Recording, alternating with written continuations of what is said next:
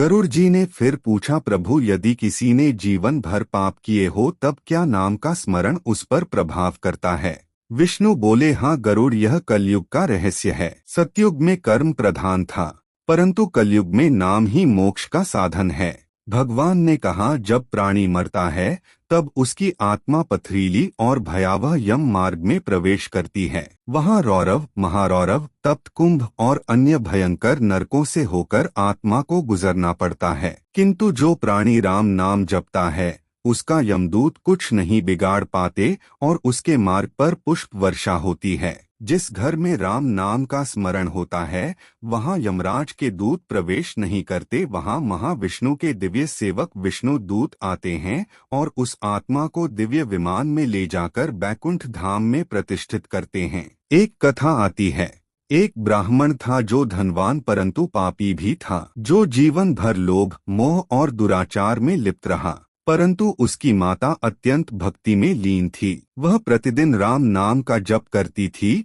और बेटे के लिए प्रार्थना करती थी। जब ब्राह्मण की मृत्यु हुई तो यमदूत उसे घसीटने लगे, किंतु तभी एक दिव्य तेज प्रकट हुआ। वह उसकी माता की भक्ति और राम नाम का प्रभाव था, जिससे यमदूत अंधे हो गए और विष्णुदूत आत्मा को अपने संग ले गए। गरुड़ पुराण कहता है, जब अग्नि संस्कार होता है और कोई व्यक्ति शव के पास राम नाम सत्य है बोलता है तो वह उच्चारित राम शब्द मृत आत्मा के लिए बैकुंठ का द्वार खोल देता है। यही कारण है कि मरते हुए भी लोग चाहते हैं कि कोई उन्हें राम का नाम सुना दे। तो हे जीव, तुझे क्या चाहिए? धन, यश, बल, यह सब क्षणिक है, पर राम नाम स्थायी है। यह नश्वरता में अमरत्व की किरण है। गरुड़ पुराण हमें बार बार सचेत करता है कि मृत्यु निश्चित है, परंतु उसकी पीड़ा से बचने का एक ही उपाय है नाम जप, और उसमें भी सबसे सरल, सबसे प्रभावी और सबसे दिव्य नाम है राम। जो जीव कलयुग में सुबह शाम राम का नाम जपता है वह देवताओं के भी पूज्य बन जाता है।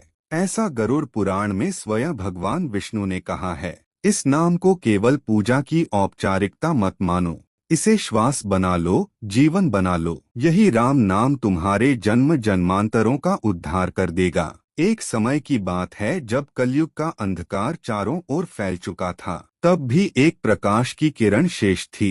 राम नाम जहाँ सत्य दब चुका था, धर्म उपेक्षित हो गया था और कर्म केवल स्वार्थ में बदल चुका था, वहीं राम नाम वो दीपक था जो आत्मा के अंधकार को चीर सकता था। त्रिदेव ब्रह्मा, विष्णु और महेश स्वयं इस नाम की महिमा को गाते हैं। ब्रह्मा जी ने माता सरस्वती से कहा, सहस्र नाम समम नाम राम नाम वराण्य, अर्थात 1000 नामों का फल केवल राम नाम से ही प्राप्त हो जाता है। विष्णु भगवान स्वयं कहते हैं, राम नाम मेरा स्वरूप है, जो इसका जप करता है वह मुझे पा लेता है। और महादेव जो स्वयं संहारक हैं, वे तो हर पल राम नाम का जाप करते हैं। जब माता पार्वती ने उनसे पूछा कि हे भगवान, इस युग में सबसे सरल साधना क्या है, तो उन्होंने उत्तर दिया, राम नाम मणि दीप धरु जी, तेहरी द्वार तुलसी भीतर बाहर रहु, उजियारा करु संसार। उसका अर्थ यह हुआ कि राम नाम उस दीपक की तरह है जो जिह्वा पर रखने मात्र से भीतर और बाहर दोनों को रोशन कर देता है। कलयुग में तप कठिन है, ध्यान कठिन है, यज्ञ दुर्लभ है, लेकिन राम नाम वह सरल है, सहज है, सुलभ है। श्रीमद् भागवत में कहा गया, कृते यज्ञाया तपसी त्रेता द्वापरे यज्ञ कलो तद हरि कीर्तनेन, अर्थात चारों युगों की साधनाओं का सार केवल राम नाम में समाहित है। राम नाम केवल शब्द नहीं है, यह आत्मा का आह्वान है। ज्ञान, कर्म और धर्म का यह केंद्र है। जो राम नाम को जानता है वह ब्रह्मा को जानता है। जो इसका जप करता है उसका मन निर्मल होता है, उसके कर्म निष्कलंक हो जाते हैं और उसका धर्म स्थिर हो जाता है। श्री राम स्वयं कर्म योगी हैं। उनका वनवास, युद्ध और प्रजा पालन सब कुछ यह दर्शाता है कि राम केवल नाम नहीं, मर्यादा का प्रतीक है। रामायण में कहा गया, धर्म के हेतु सकल कर डारा, सुनत पवन तनु भय संहारा। राम ने धर्म के लिए रावण जैसे बलवान को भी समाप्त कर दिया। तुलसीदास जी कहते हैं, कलयुग केवल नाम अधारा सुमिर, नर उठी पारा। कलयुग में केवल नाम ही वह नौका है जो हमें भवसागर से पार कर सकती है। ब्रह्मा जो सृष्टि के जनक होते हुए भी कहते हैं कि सृष्टि में कुछ भी स्थायी नहीं, लेकिन राम नाम अचल है। विष्णु जो पालन करता है, फिर भी वे कहते हैं कि राम नाम मेरा ही स्वरूप है। और महादेव जो संहार करते हैं, वे स्वयं राम नाम में तल्लीन रहते हैं। जब त्रिदेव ही इस नाम के दास हैं, तो मनुष्य क्यों ना हो। हनुमान जी तो राम नाम की शक्ति के प्रतीक माने गए हैं। वे कहते हैं कि राम काज लगित अवतारा सुनत ही भयो सुरनसारा। उन्होंने अपने पराक्रम की जड़ राम नाम को ही बताया। लंका में सीता माता को दी गई मुद्रिका केवल आभूषण नहीं थी, वह राम नाम की सजीव गूंज थी। यमराज मृत्यु के देवता भी उस जीव के पास नहीं जाते जिसके मुख से राम नाम निकलता है। राम नाम उलेहु जोई जन्म कोटि पाप नासे सोई। राम नाम से करोड़ों जन्मों के पाप समाप्त हो जाते हैं। वेदों में कहा गया है कि 1000 यज्ञ करने पर जो फल मिले वह केवल राम राम कहने से मिल जाता है।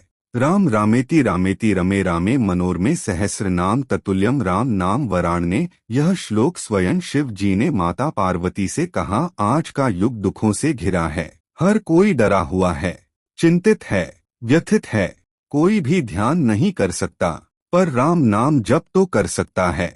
राम नाम मन की गांठ खोलता है, जीवन को प्रकाश देता है, आत्मा को परमात्मा से जोड़ता है। जब कोई प्रेम से राम कहता है तो वह केवल ध्वनि नहीं, वह कंपन होता है जो भीतर गूंजता है। यह नाम ही वह धागा है जो जीव को ब्रह्मा से जोड़ता है। श्री राम का जीवन ज्ञान, धर्म और मर्यादा का सबसे सुंदर उदाहरण है। जिन्होंने एक राजा होते हुए त्याग चुना, युद्ध किया पर घमंड नहीं किया। राम नाम वह मंत्र है जिसमें सब मंत्र समाप्त हो जाते हैं। यह नाम अश्रुओं को मोती बनाता है, यह नाम मन को तप बनाता है, यह नाम हृदय को शांति देता है। जो राम को भजता है वही सच्चा ज्ञानी है, वही सच्चा कर्म योगी है, वही सच्चा धर्मात्मा है। राम नाम सत्य है, राम नाम शक्ति है, राम नाम ही मुक्ति है।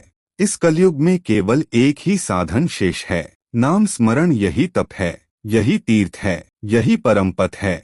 राम नाम जपना केवल पूजा नहीं, वो जीवन की धड़कन बन जाए, यही सच्ची भक्ति है। जिस दिन तुम राम नाम को केवल आवाज नहीं भाव समझने लगोगे, उसी दिन भीतर भी राम मिलेंगे और बाहर भी। तो हे साधक, अब भी समय है। जीवन के शोरगुल को छोड़ बस उस मधुर नाम की शरण में आ जा। राम नाम को अपना जीवन बना ले, उसी में तेरा कल्याण है। इस कलयुग का आगमन एक अदृश्य तूफान की तरह हुआ जिसे न किसी ने रोका, न कोई रोक सकता था। यह युग है अधर्म का, यह युग है मोह का, यह युग है जब सत्य छुपा है और असत्य का प्रदर्शन खुलकर होता है। जब श्रद्धा का स्थान तर्क ने ले लिया है और भक्ति का स्थान व्यापार ने। यह वही युग है जहाँ तप भी दिखावे बन गए और ज्ञान भी अभिमान में बदल गया। जहाँ रिश्ता ईश्वर से नहीं सुविधाओं से है।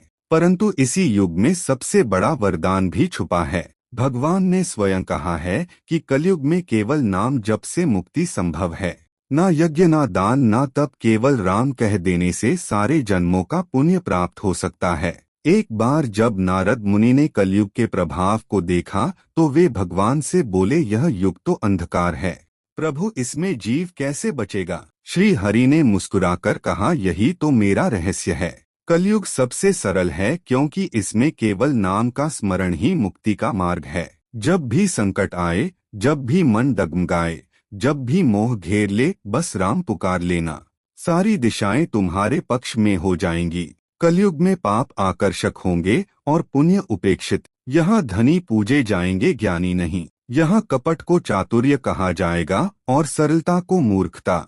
परंतु जो इन भ्रमों से ऊपर उठेगा वही सच्चा साधक होगा।